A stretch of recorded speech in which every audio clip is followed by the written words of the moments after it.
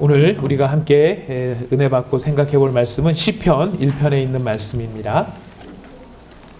시편 1편, 구약 성경 시편 1편입니다. 시편 1편 다 찾으셨으면은 우리 1절부터 6절까지의 말씀입니다. 시편 1편 1절부터 6절까지의 말씀입니다.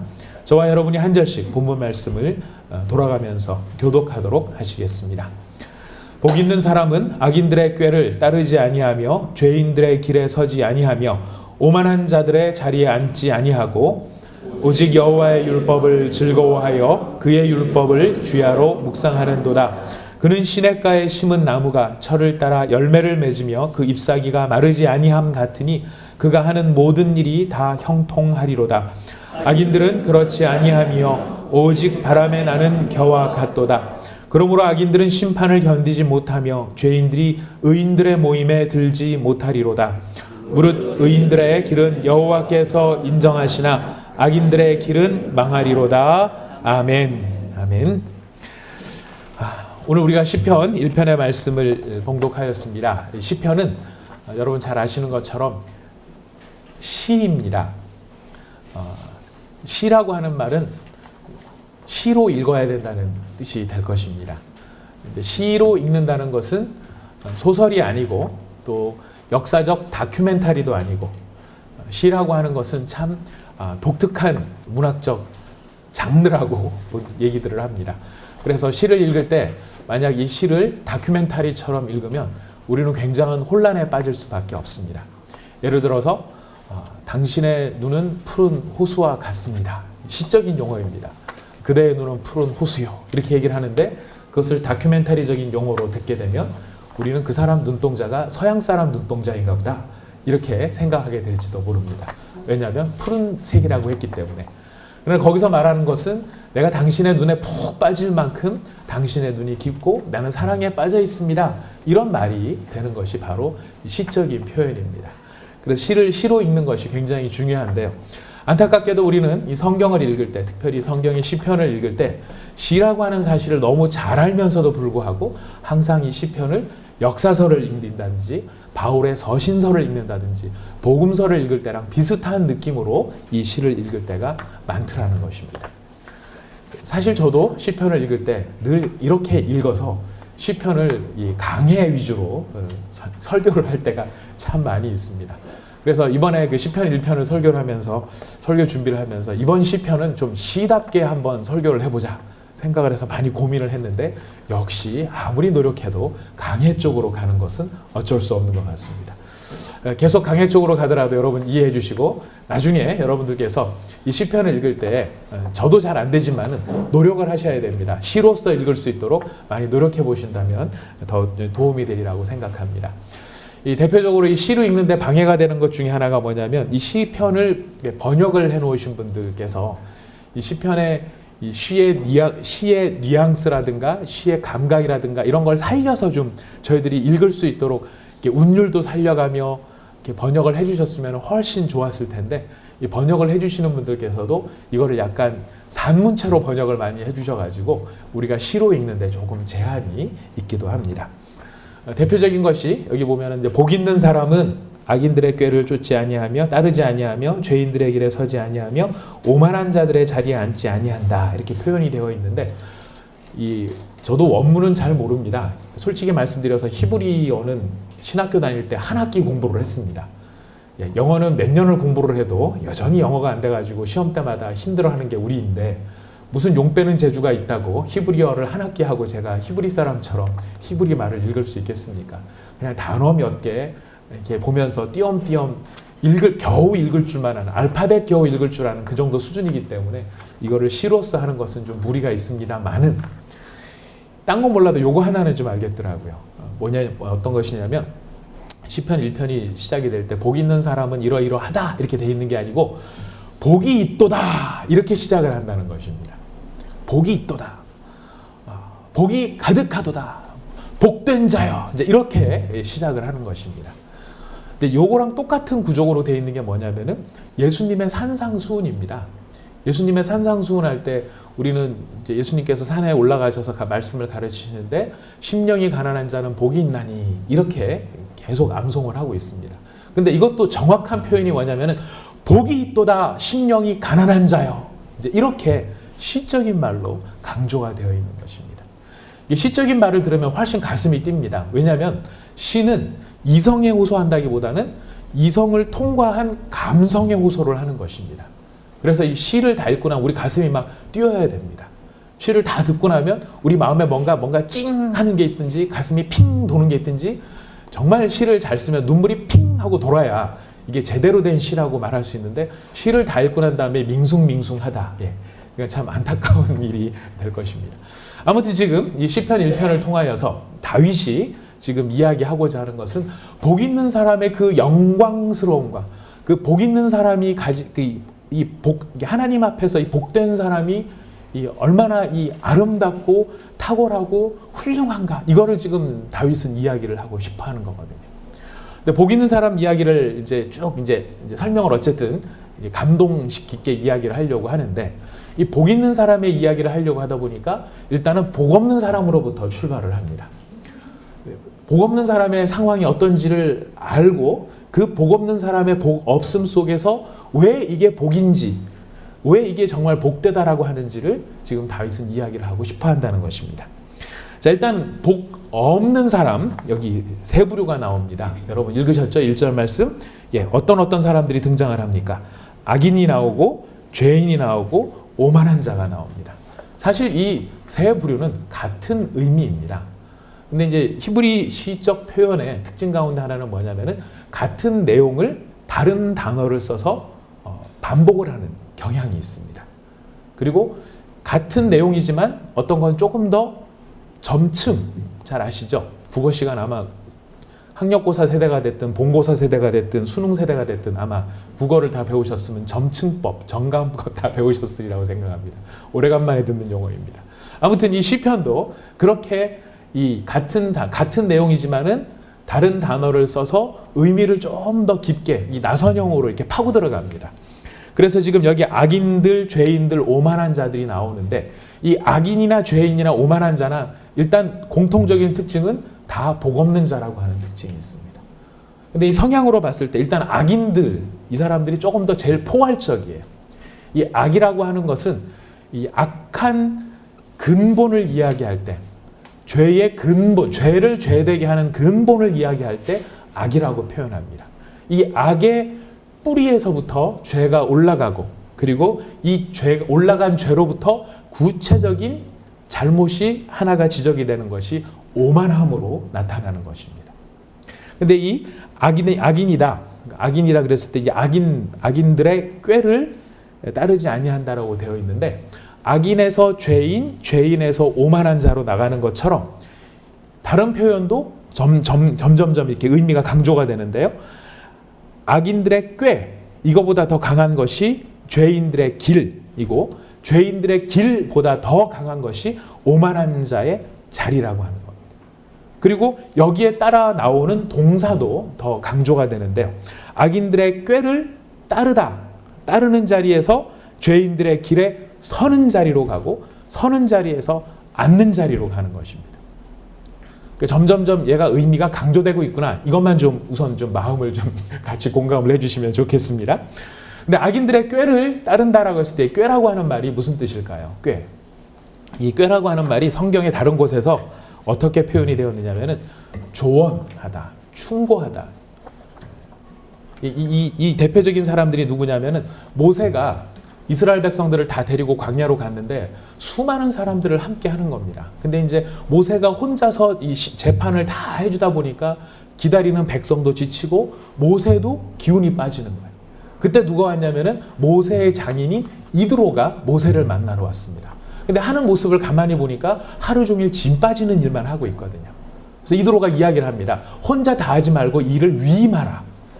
그래서 조직을 짭니다. 1000부장, 100부장, 10부장 해가지고 제일 밑에서부터 이제 1심, 2심, 3심 해가지고 대법원 역할을 모세가 하도록 그렇게 조언을 합니다. 그렇게 조직을 한번 바꿔보세요 라고 이야기하는 것이 충고고 조언입니다. 바로 그때 쓰는 말이 뭐냐면 이 꾀라고 하는 단어, 이 단어를 쓰고 있는 것입니다. 압살롬이 아버지한테 반역을 일으키죠. 그래서 이제 아버지가 도망을 갑니다. 예루살렘 성에서 막 급하게 도망을 갔는데 이 다윗이 도망을 가면서 그냥 도망간 게 아니고 후세라고 하는 자기의 모략가, 지략가를 거기다 심어놓고 옵니다. 근데 실제 이 압살롬의 모략가는 누구였냐면 아히도벨이라는 사람이었는데요. 이 아히도벨이 이 충고를 하고 또 한쪽에서는 후세가 충고를 합니다.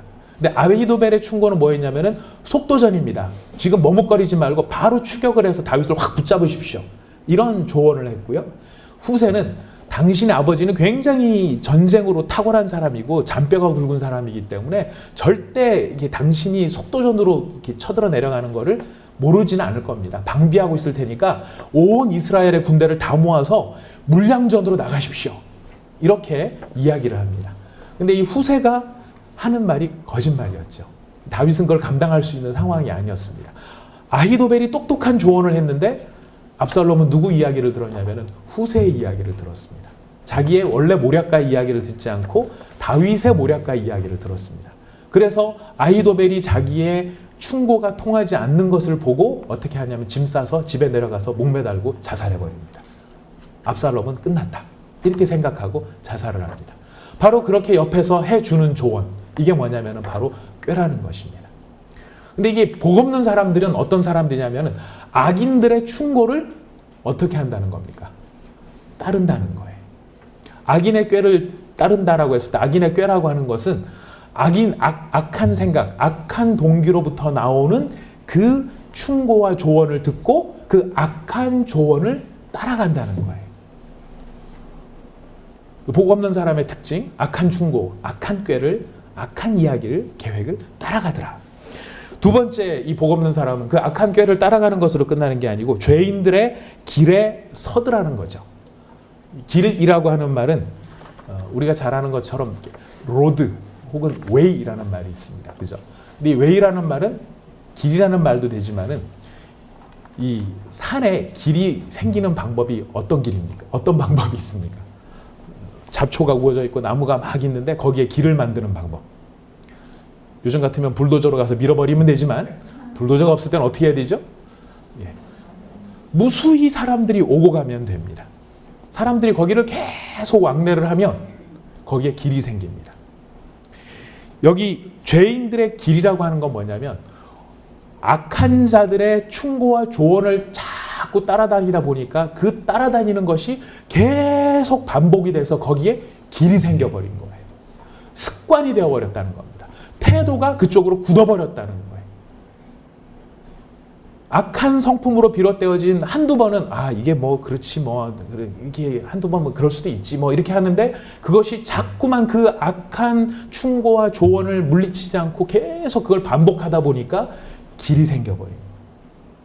그래서 죄인들의 길에 섰다라고 하는 것은 이 사람이 그냥 한두 번 실수로 우발적으로 잘못을 범하는 게 아니라 이제는 아예 거기가 습관이 되고 태도가 되고 버릇이 돼버린 거예요.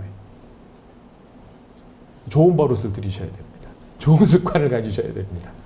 좋은 습관이 생기면 무의식적으로 따라갑니다. 예. 이 습관의 아주 역사적인 그 슬픈 이야기가 김유신의 말이 있죠. 명을 재촉했던. 예. 김유신 장군이 평소에 열심히 드나들던 그 자기가 사랑하던 기생이 하나가 있었죠. 다 아시는 것처럼. 예. 근데 이제 김유신이 그 집에 이제 안 가려고 생각을 하고 딴 동네에서 술을 많이 마셨는데 말은 평소의 습관대로 자기 주인의 습관대로 그 기생집 앞으로 간 것입니다. 그랬더니 김유신이 자기의 결심을 다시는 내가 여기 길을 내지 않으리라.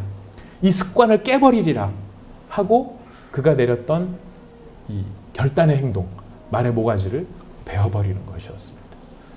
예, 습관을 참 이렇게 잘 들이고 습관 하나를 바꾼다는 건 굉장히 어렵지만 지금 이 복 없는 자들의 큰 특징 가운데 하나가 뭐냐면은 이 죄의 습관들을 갖더라는 것입니다. 그리고 그 습관이 태도가 돼서 그 자리에 아예 스탠딩을 하고 있는 것입니다. 서 있는 것입니다. 머무르는 것입니다. 근데 머무르는 것으로 끝나는 게 아니고 복 없는 자의 최종적인 자리가 어디냐? 오만함의 자리더라는 것입니다. 오만이 뭐죠? 일본 아프리카에 있는 나라.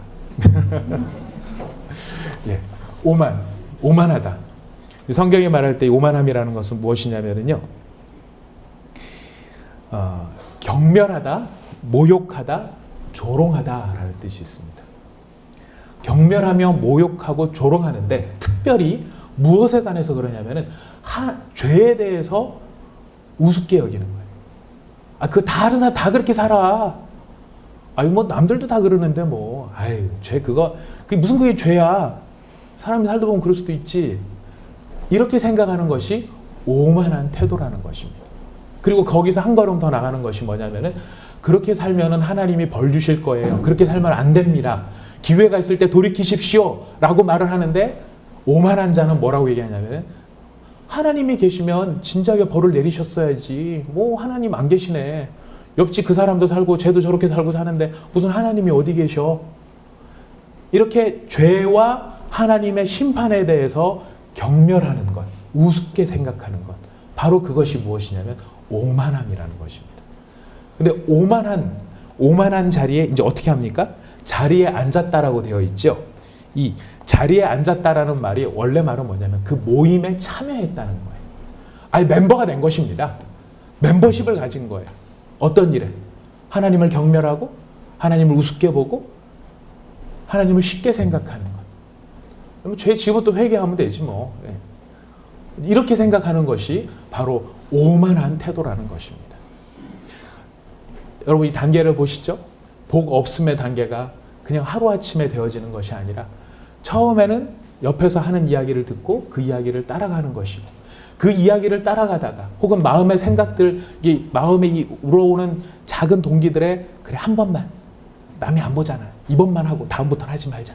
이렇게 자꾸만 그 길을 따르다 보니까 그 길이 나버렸고 습관이 되어버렸고 태도가 되어져 버렸고 그 태도 속에 이래도 별일 없대. 하나님이 계시다고 하더만 이게 순전히 가짜였나 봐. 그냥 괜히 목사들이 자기들 월급 받고 살아가려니까 괜히 하나님 얘기해갖고 우리 겁주는 거 아닐까? 이렇게 생각하면서 하나님이 어디 있어? 하나님 없이 살지. 다 어리석은 거야. 그냥 교회 가서는 그렇게 살고 사회 나가서는 이렇게 살고 다 그렇게 사는 거야. 그게 바로 우리도 모르게 오만해지는 태도가 된다는 것입니다. 근데 다윗은 이야기합니다. 그것은 복 있는 자의 모습이 아니더라는 것입니다. 그런 길로 가는 사람들이 있는데 여러분 여기 오늘 본문 말씀을 잘 보시면은요. 한 가지 특징이 있는데요. 대조가 있는데 복 있는 사람은 단수고요. 악인들, 죄인들, 오만한 자들은 복수형이에요. 큰 길로 가고 대세를 따라가고 다른 사람들을 다 한다라는 것 속에 많은 사람들이 복 없는 자의 길을 함께 누리더라는 것입니다. 그런 사회와 그런 풍조와 그런 세태 속에서 복 있는 사람은 그런 사람은 소수인가 봅니다. 그런 사람은 적은가 봅니다. 적은 무리인가 봅니다. 근데 그 복 있는 사람은 어떻게 하느냐면은 그 길을 따르지 않고 그 길에 서지 않고 그 자리에 앉지 아니할 뿐만 아니라 더 중요한 게 있습니다. 무엇을 해야 되느냐? 우리 2절 말씀 같이 읽어보겠습니다. 시작. 오직 여호와의 율법을 즐거워하여 그의 율법을 주야로 묵상하는도다. 예. 하나님의 율법, 여호와의 율법, 다윗 시대의 율법이라고 하는 것은 우리가 가진 성경과는 좀 다르죠. 예. 우리는 성경이 66권입니다만 다윗 시대에는 뭐만 있었을 것 같습니까?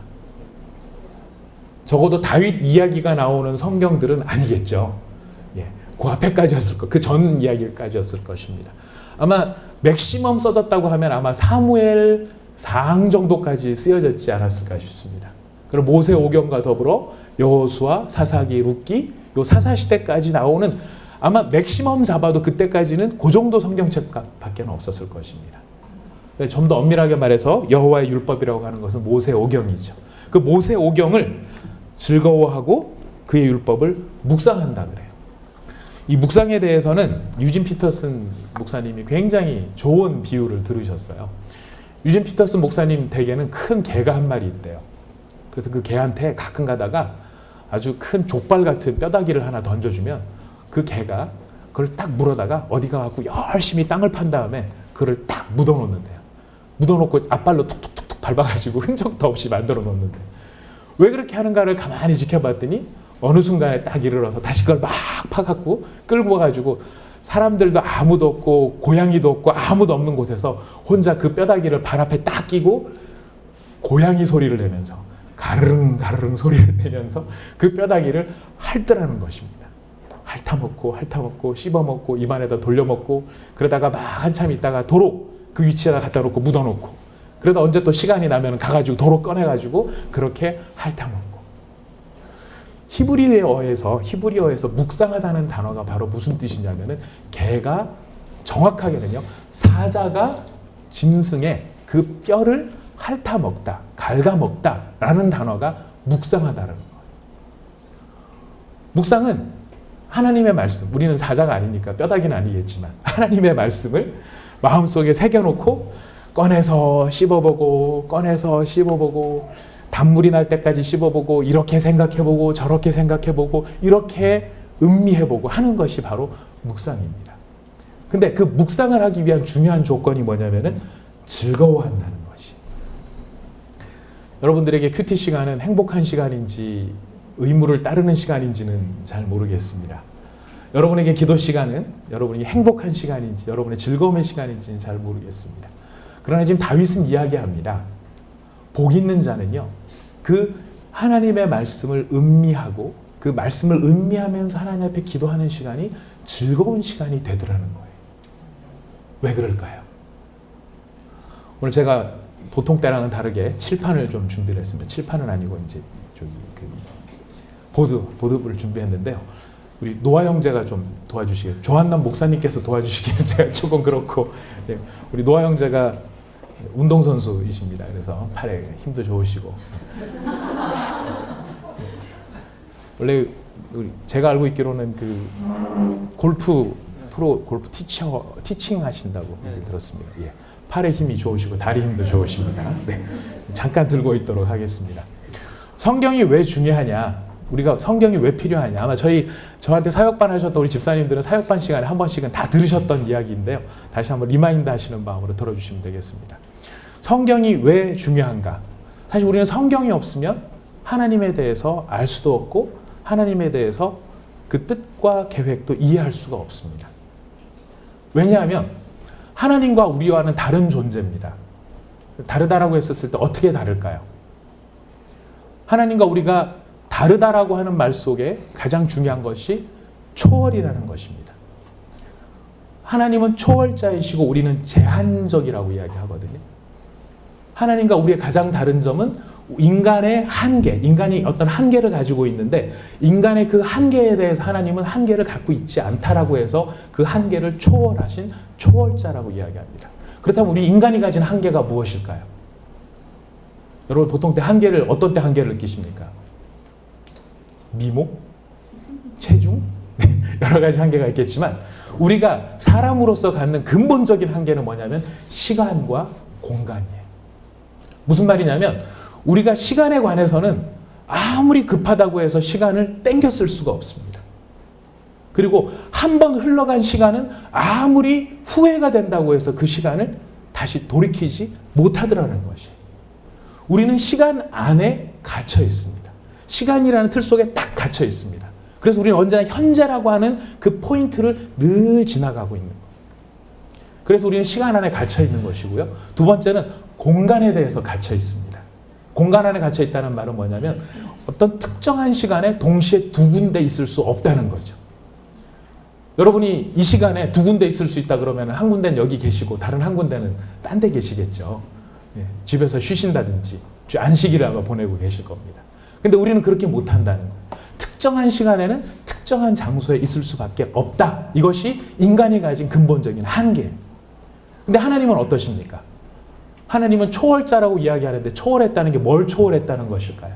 시간을 초월해 계시고 공간을 초월해 계신다는 것. 그럼 하나님이 초월자고 나는 초월하지 못한 한계가 있는 존재다. 이게 무슨 차이가 있느냐? 무슨 의미가 있느냐? 제가 이제 이 그림을 그려가면서 조금 설명을 드리겠습니다. 사실 이게 화이트보드를 찾으려고 열심히 노력을 했는데 2층에 화이트보드가 하나가 있는데 너무 커가지고 제가 못 갖고 내려왔어요. 그래서 2층에서 이제 찾다가 열려있는 다른 사무실에 요게 하나가 있길래 좀 가지고 내려왔습니다. 이게 선들이 많지만 그냥 빨간색 펜이니까 네, 참고로 봐주시면 되겠습니다. 마이크 하나 좀 주시겠습니다.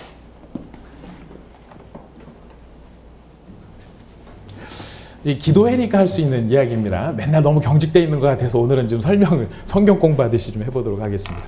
그 수학 시간을 잠깐 떠올려 봐 주시면 감사하겠습니다. 여러분들 수학에서는 수학에 보면 차원이라는 얘기가 있습니다. 그죠? 차원이라고 하는 것은 점, 선, 면, 뒤에 잘 안 보이실 것 같아요. 그래도 이제 좀 이해해 주십시오. 예. 이 점, 고마워요. 이제 이 점선 면이 있는데 이 점선 면을 각각 1차원, 2차원, 0차원, 1차원, 2차원이라고 부릅니다. 왜 그렇게 부르냐면 이 공간에 있는 한 특별한 점의 위치를 표현하는 데 필요한 좌표의 개수가 이 공간의 이 차원의 정의예요. 그러니까 점은 점 하나밖에 없기 때문에 좌표를 표현하는 데 필요한 좌표의 개수가 없는 거예요. 그래서 0차원이에요. 그리고 우리가 초등학교 때 배웠던 가나다 아시죠? 요거는 이 직선이라고 하는 공간에 위치한 한 점의 위치를 표현할 때 좌표가 하나만 있으면 됩니다. 그래서 선이 1차원입니다. 우리가 중학교 때부터 지겹게 했었던 요 점, 이 점의 위치는 어떻게 됩니까? x1, y1. 예. 이 평면상에 있는 점의 위치를 표현할 때는 좌표가 두 개가 필요하기 때문에 그렇습니다. 그리고 우리가 봤을 때 입체는 그럼 어떻게 될까요? 잘 아는 것처럼 x1, y1, z1이라고 하는, 예. 죄송합니다. 수능을 자꾸 떠올리게 해서. 이게 3차원입니다. 그럼 우리가 살아가는 세상은 몇 차원일까요? 여러분들이 지금 몇 차원에 살고 계십니까? 네. 우리가 살고 있는 세상은 4차원입니다. 저 목사 저게 UFO나 버뮤다 삼각지대를 말하려고 그러는 거 아니야? 네, 그렇지 않습니다. 우리가 살아가는 세상은 공간이라고 하는 3차원 플러스 뭐가 더 필요하냐면은 시간이라고 하는 T1이라고 하는 4개의 좌표가 있어야만 우리가 살아가는 세상을 표현할 수가 있습니다. 예를 들어서 우리 모두가 극장을 가기로 했어요. 요즘에 유행하는 영화가 연평해전. 네. 연평해전 보자. 이렇게 하고 이제 약속을 했습니다. 자, 강남역 CGV에서 봅시다. 이렇게 약속을 했습니다. 우리는 만날 수 있을까요? 없을까요? 만날 수 없어요. 왜? 장소만 약속을 해놓으면 우리는 만날 때까지 거기 가서 기다려야 되는 거예요. 뭐까지 있어야 되냐면은 2015년 8월 15일 광복절날 우리 연평해전 봅시다. 거기까지만 해도 안 됩니다. 몇 시 몇 분에 봅시다. 그래야 우리는 만날 수 있는 거예요. 그래서 우리가 살아가는 세상은 공간이라고 하는 3차원 플러스 시간이라고 하는 T까지 있어야 우리가 살아가는 한 특정한 시간을 표현할 수가 있는 것입니다. 이게 우리가 살아가는 4차원의 세상이에요. 근데 하나님은 이 차원을 초월해 계신다는 거예요. 초월해 계신다는 게 무슨 의미인지 추가적인 선이잖아요.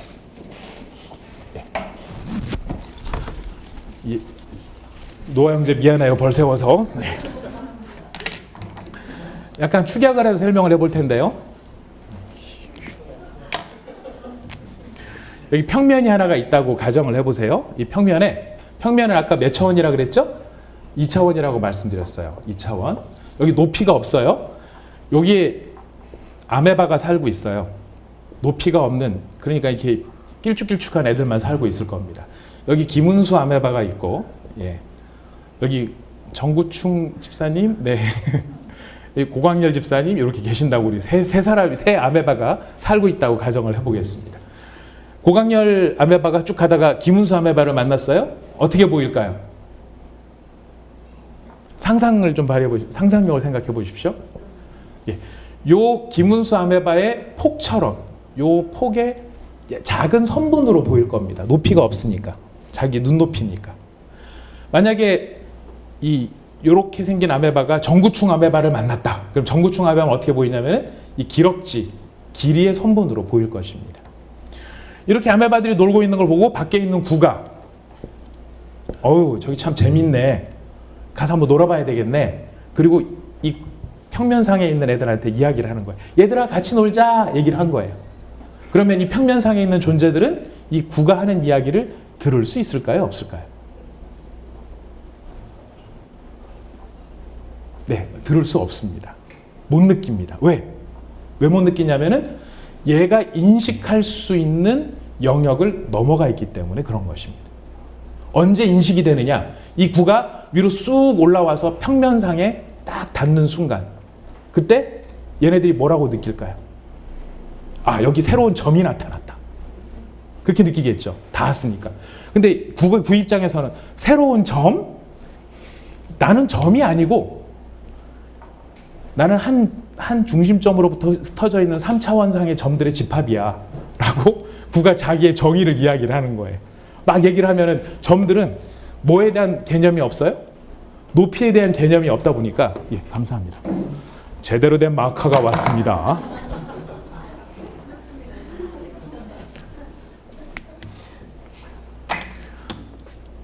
이 구가, 난 한 점이 아니고 나는 실제로는 3차원상에 흩어져 있는 점들의 집합이기 때문에 내 모습을 보여줄게. 그리고 이 위를 오르락 내리락 한 거예요. 그럼 얘네들은 어떻게 느끼냐면은, 얘가 점이었다가 짧은 선분이었다가 긴 선분이었다가 최고 긴 선분이었다가 도로 짧아졌다가 나중에 점이네? 이렇게 느낄 것입니다. 왜? 높이에 대한 개념이 없기 때문에. 뭐만 알아요? 있다는 것만 알아요. 얘가 있구나. 이거는 아는데 뭘 몰라요? 자기의 인식할 수 있는 한계를 넘어간 상황에 대해서는 인식을 못 하더라는 거예요. 이게 우리한테 알려주는 통찰력이 있으실 겁니다. 왜 우리한테 성경이 필요한가? 하나님은 우리가 경험할 수 있는 경험의 영역을 초월해 계세요.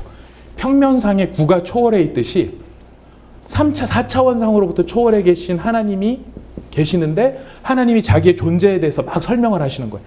나는 이런 존재다 설명을 해도 이해를 할 수 있습니까? 없습니까? 못 한다는 거예요. 그래서 어떤 교리가 제일 어려워요? 삼위일체 교리가 제일 어려워요. 왜? 하나님의 존재의 본질에 대한 설명이기 때문에 존재의 본질에 대해서 우리를 초월해 계신 분의 존재의 본질에 대해서 아무리 상상을 해도 못한다는 거예요. 평면상에 있는 애는 구를 항상 어떻게 인식합니까? 자기처럼 인식하는 거예요. 자기처럼. 선분으로 인식을 하는 거예요. 높이가 없으니까. 그래서 우리한테는 여기에서 한 가지만 더 말씀을 드리면요. 평면에 있는 존재가 아무리 이 평면 안에서 돌아다니면서 스스로 내가 구를 찾아봐야 되겠다라고 노력을 해도 구에 닿을 수가 없습니다. 구를 인식할 수 있는 것은 구가 평면상에 닿았을 때 뿐이에요. 인간들이 자신의 윤리와 도덕과 자기의 성찰과 철학과 묵상과 연구를 통하여서 절대자에 도달하고자 애쓴다 할지라도 자기의 공간 한계 안에서는 스스로 절대자를 찾을 수가 없더라는 거예요. 언제만 찾을 수 있습니까? 절대자가 자기 스스로를 나타내 보여줬을 때. 절대자가 자기를 나타내는 행위를 신학적인 전문 용어로 계시라고 하는 것입니다. 그래서 우리는 하나님을 알되 어느 한계에서 알 수 있냐면 하나님이 우리한테 보여주시는 한계 안에서만 하나님을 알 수 있다는 겁니다. 이거를 인정하는 것이 겸손이에요. 사람이 하나님을 향해 제일 불쾌한 게 뭐냐면, 왜 하나님은 내가 경험하는 한계 안에 내 스스로 닿을 수가 없느냐, 왜 하나님 혼자 멋대로 돌아다니느냐, 이거를 인간이 제일 불쾌해야 합니다. 노아 형제 너무 수고했습니다. 벌 쓰느라고 너무. 노아 형제 박수 한번 부탁드리겠습니다. 우리 성경을 많이 보신 분들 아마 아실 겁니다. 아담과 하와가 죄를 짓고 난 다음에 자식을 낳죠. 가인과 아벨이라는 자식을 낳습니다. 근데 가인과 아벨이 제사를 드렸는데, 앞에 마이크가 더 좋은 게 있었죠. 네, 가인과 아벨이 제사를 드렸는데 하나님이 가인의 제사는 안 받으시고 아벨의 제사만 받으셨어요. 왜 그러셨을까요? 왜 가인의 제사는 안 받고 아벨의 제사만 받으셨을까요? 어떤 사람들은 아벨의 제사는 피로 드린 제사고 가인의 제사는 곡식으로 드린 제사, 제물의 차이가 있다라고 이야기를 합니다. 그러나 성경의 5대 제사 가운데 보면은 소제라고 하는 제사가 있는데 그 제사는 순전히 곡식으로만 드리는 제사예요. 짐승의 피의 제사도 있지만 곡식 제사도 있거든요. 제물의 차이가 아니라는 겁니다. 어떤 사람들은 거기에 믿음이 있고 믿음이 없었다라고 이야기를 합니다. 그러나 성경은 거기에 대해서 아무런 이야기도 하지 않아요. 그렇다고 하나님은 왜 아벨의 제사는 받고 가인의 제사는 안 받으셨을까? 이유는 단 하나입니다. 제사를 받고 안 받고는 누구 마음이에요? 하나님 마음. 받고 싶으시면은 받으시는 거고, 하나님이 내가 안 받겠다 그러면은 안 받을 수 있는 주도권과 권리가 누구한테 있는 것입니까? 하나님 자신에게 있는 거예요. 인간의 자유의지보다 더 큰 자유의지가 누구에게 있냐면 하나님께 있는 거예요. 가인이 왜 아벨을 쳐 죽였을까요? 사실은 아벨을 쳐 죽이고 싶었던 게 아니고 하나님을 죽이고 싶었던 거예요. 왜? 내가 제사를 드려줬으면 찍소리 마시고 잘 받아 쳐 드신 다음에 복이나 주시면 될 거 아니야. 근데 왜? 내가 이렇게 제사를 드렸는데 왜 안 들어? 왜 안 받아? 난 그런 하나님 싫어. 그런 하나님이 싫으니까 그 하나님께서 제사를 받아주신 그 아벨을 대신 쳐서 죽인 것입니다.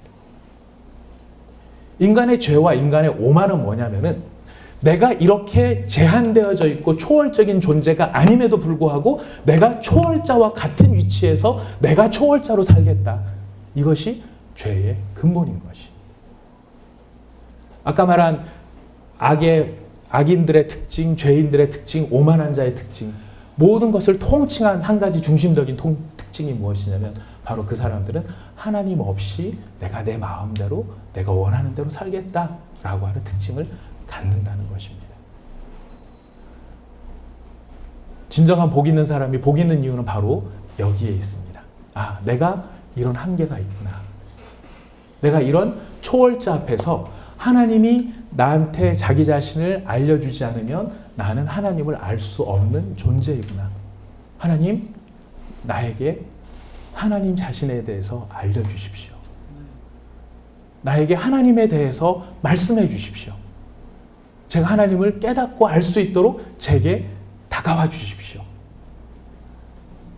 이 사실을 깨닫는 것이 바로 복이라는 것입니다. 인간이 가만 내버려 둔 인간이 이 자리에 갈 수가 없습니다. 여러분, 그런 하나님께서 하나님 자신을 계시해 놓은 게 성경이거든요. 역사의 과정을 쭉 통해서 하나님 자신을 계시해 놓은 게 성경인데, 그러면 왜 성경만 굳이 하나님이 계시했다고 볼 수 있어? 이슬람에 코란이 있고, 불교에도 불경이 있고, 각 종교마다 다 경전이 있는데 그것들은 계시가 아닌가? 예. 이 계시라고 하는 것에 있어서 우리가 한 가지 중요한 것을 좀 생각을 할 게 있는데요. 그건 뭐냐면은 그러니까 하나님을 모독하는 가장 나쁜 행동이 뭐냐면 종교예요. 하나님을 가장 나쁘게 만드는 것이 하나님을 가장 모욕하는 것이 종교예요. 왜 종교냐면 종교의 특징은 어디에 있느냐면 걔가 누구죠? 갑자기 생각이 안 나네요. 마술램프를 썼던 친구 이름이 지니는 거기서 나온 친구가 지니고 예, 알라딘인가요? 예, 알라딘의 마술램프인가요? 예. 알라딘이 급하면은 이렇게 막 마술램프를 누르면은 지니가 툭 튀어나옵니다. 그래서 지니가 온 힘을 다 발휘를 해줍니다. 힘은 누구한테 있나요? 지니한테 있죠. 그러나 주인은 누굽니까? 알라딘이에요. 종교는요, 기본적으로 초월자의 힘을 내가 어떻게 끌어다 쓸 것인가 하는 것이 종교입니다. 나는 힘이 없고 나는 부족한 줄 알기 때문에 내가 가진 문제를 해결하려면 초월자의 도우심이 필요한데 그 초월자의 도우심을 어떤 방식으로 끌어낼 것인가 하는 것이 종교인 거예요. 가장 원시적인 건 굿이에요. 여러분, 굿하는 사람들 거기에 신비가 없다고 생각하십니까? 아닙니다. 거기에도 초월이 있습니다.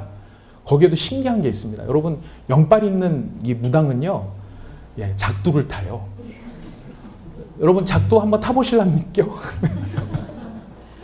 우리 한국 그 선교 초기에도 그런 역사가 있어요. 선교사님이 어느 동네를 갔더니 무당이 막 구슬하더래요. 막 무당이 구슬하면서 막 신이 내리니까 그 무당이 앞에 있는 돼지 대가리에다가 식칼을 딱 꽂고 거꾸로 딱 세우니까 식칼이 서더래요.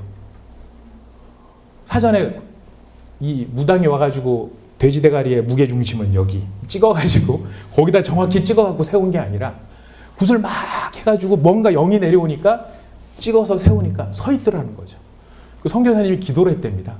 주여 넘어지게 해주시옵소서. 그러니까 돼지 대가리를 세워놨던 칼이 옆으로 툭 쓰러지더래요. 그러니까 이 무당이 당황해갖고 막 새로 막 또 덩덕궁 해가지고 막 땀발 벌려가지고 이제 막 다시 신내림을 받아가지고 다시 꼽아가지고 다시 세워놨는데 선교사님이 주님 이번에는 반대쪽으로 기도를 했더니 반대쪽으로 엎어지더라고요. 그러니까 이제 무당이 막 구슬하다 말고 여기 혹시 예수 믿는 것 있으냐 빨리 나가라고 막 소리를 지르더랍니다. 그게 이제 선교사님들이 보낸 선교 편지에 그런 내용이 나오는 거거든요. 거기에도 뭔가가 있는 거예요. 뭔가 있기 때문에 작두도 타는 거고 연빨 있는 무당은 작두 탑을 탑니다. 기어 올라가면서 그 위에서 춤을 추면서 합니다. 그런 힘, 그건 뭐냐면은 결국 우리 조상신이 막 화가 나가지고 분노해갖고 너무 기분 나쁘니까 손자도 물에 빠뜨려 죽이고 사업도 망하게 하고 그 조상신을 달래는 거예요. 힘은 조상신한테 있지만 조종은 누가 할 수 있는 겁니까? 사람이 구슬해서 무당을 쓰면 조종을 할 수가 있는 거예요. 성경은 그것을 금지하는 것입니다. 성경이 요구하는 가장 중요한 틀은 뭐냐면은 너희들이 나를 조종하려고 하는 종교는 나를 모욕하려고 하는 것이고 너희들에게 있어서 가장 중요한 것은 나를 신앙하는 것이다. 신앙의 핵심은 뭐냐면 순종으로 나타난다는 거예요.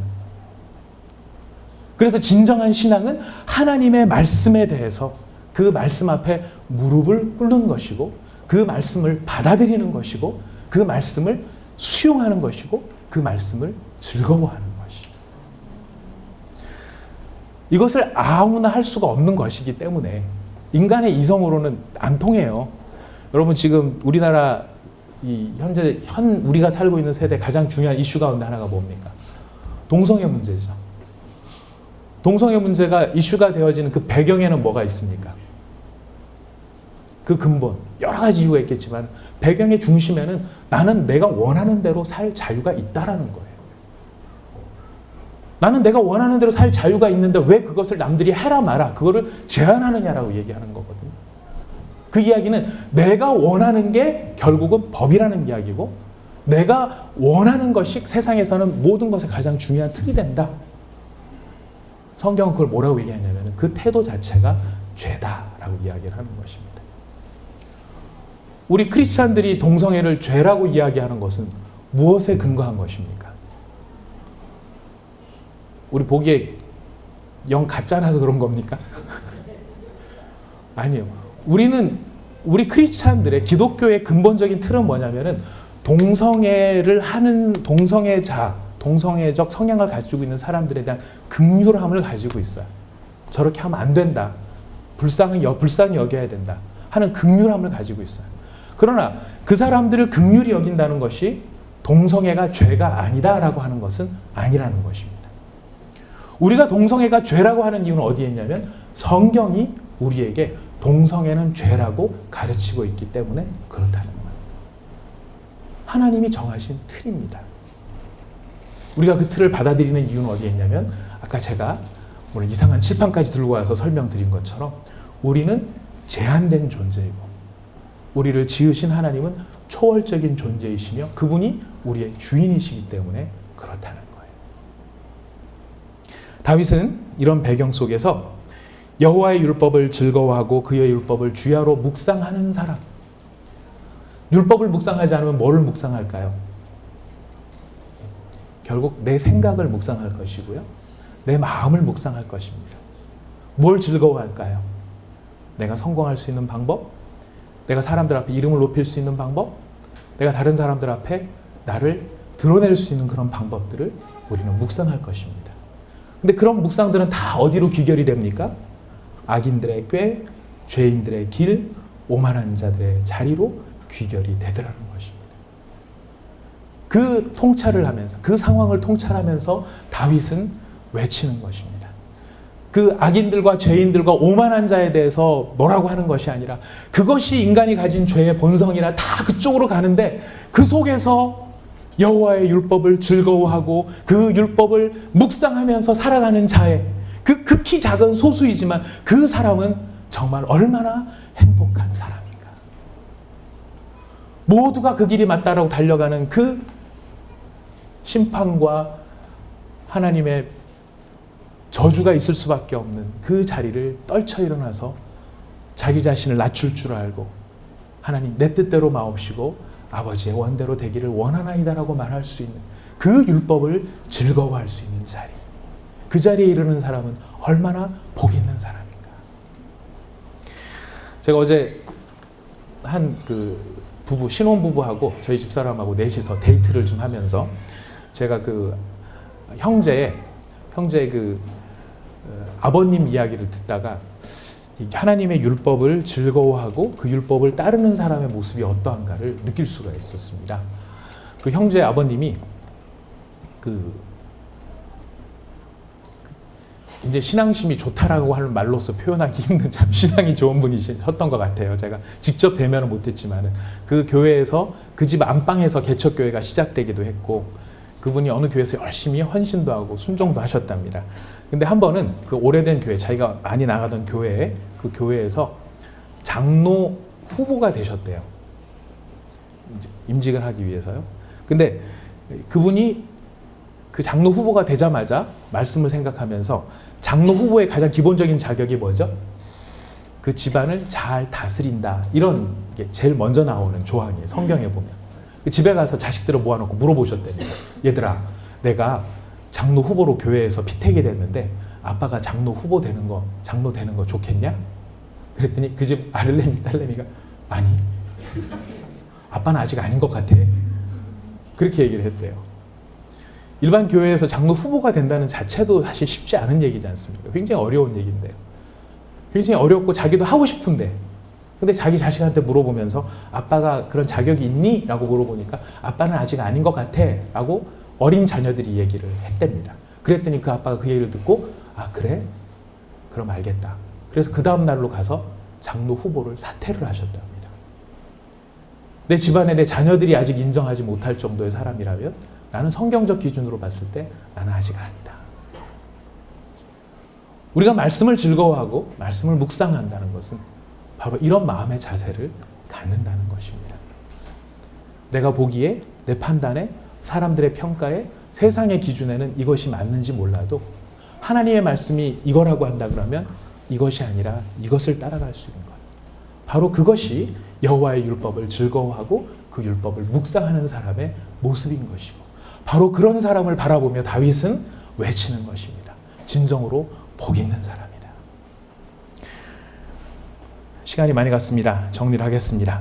이 복 있는 사람에게 하나님께서 주시는 복은 시냇가에 심은 나무와 비교가 되어집니다. 철을 따라 열매를 맺고 그 잎사귀가 마르지 아니하는 그리고 그가 하는 모든 일이 다 형통하게 된다라고 이야기합니다. 여러분 모두가 다 형통의 복을 누리시기를 바라겠습니다.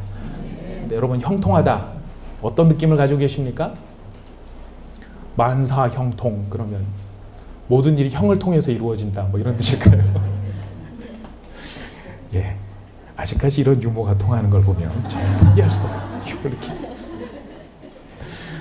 성경이 말하는 형통의 의미가 있습니다.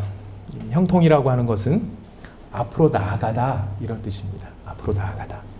그리고 발전하다, 유익함이 있다 이런 뜻입니다.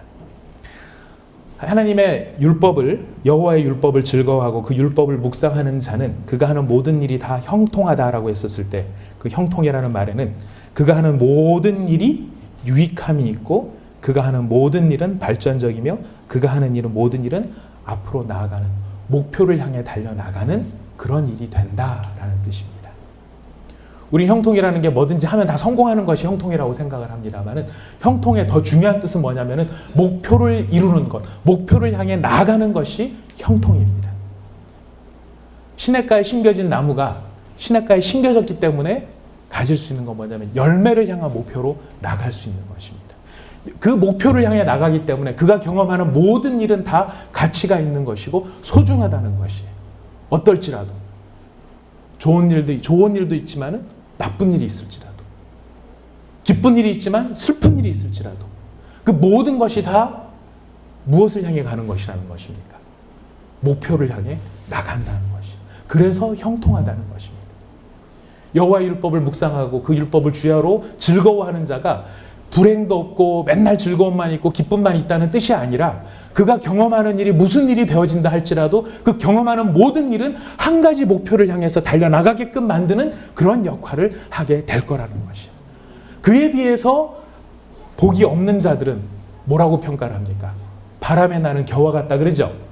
나무에 대해서 겹니다마는 그 겨가 갖는 치명적인 슬픔은 어디에 있냐면 바람에 날리고 있다라는 거예요. 무슨 뜻이죠? 목표가 없다는 거예요. 여기로 갔다 저기로 갔다 한다는 것입니다. 세상에서 성공하고 돈을 많이 벌고, 제가 이게 말하니까 돈 나쁜 것처럼 돈이 나쁜 게 아닙니다. 돈을 잘못 쓰는 사람이 나쁜 거죠. 근데 잘못해서 그게 너무 좋다 보니까 거기에 함몰되는 것이 문제가 되는 것입니다. 아무튼 사람들은 돈이 된다 그러면은 펀드로 갔다가, 돈이 된다 그러면 부동산으로 갔다가, 돈이 된다 그러면 어디에 갔다가, 원자재로 갔다가, 돈이라는 목표를 위해서 계속 움직입니다. 성경은 그런 모습을 보고 이야기합니다. 바람에 나는 겨와 같을 수 있다. 왜? 근본적인 목표를 잃어버렸기 때문에. 그래서 근본적인 목표가 어디에 있는 것일까요? 여호와의 율법을 즐거워하고 그의 율법을 주야로 묵상하는 자의 근본적인 목표는 바로 하나님을 향해 나아가는 것입니다. 우리가 기쁜 일을 경험해도 성도에게 그것이 형통이 되는 이유는 그 일로 하나님을 향해 나아갈 수 있는 것이고요.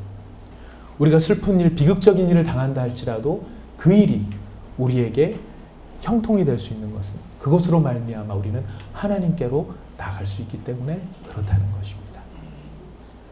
하나님을 지향하지 못한다면 바로 악인의 꾀, 죄인들의 길, 오만한 자들의 자리에 앉아서 이렇게 저렇게 시류와 상황에 휩쓸리며 바람에 나는 겨와 같이 우리는 살아가게 될지도 모릅니다. 바라기는 오늘 우리 온사랑의 교회 설립 예배에 나오신 우리 사랑하는 모든 한 분 한 분, 이 귀한 분들 정말 복 있는 분들이 되시기를 바랍니다. 다윗이 말할 때, 다윗이 봤을 때 정말 무릎을 치면서 탄성하는 것 같은 그 정말 찬사를 터뜨리면서 이야기하는 것 같은 진정으로 복 있는 자들이요, 복 있는 자들이요. 악인의 꾀를 따르지 아니하고 죄인들의 길에 서지 아니하며 오만한 자들의 자리에 앉지 아니하고 자신의 모든 생각 가운데 여호와의 율법을 즐거워하고 그 율법을 주야로 묵상하는 자와 같아서 무슨 일을 경험하든 무슨 일을 당하든 여호와를 향하여 나아갈 수 있는, 그쪽을 향해 발전할 수 있는, 여호와를 향한 신앙 속에 유익과 이익을 얻을 수 있는 당신들은 진정으로 복된 사람들이다. 이 복이 바로 여러분들의 복이 되시기를 축복합니다. 우리 한번 같이 기도하도록 하겠습니다.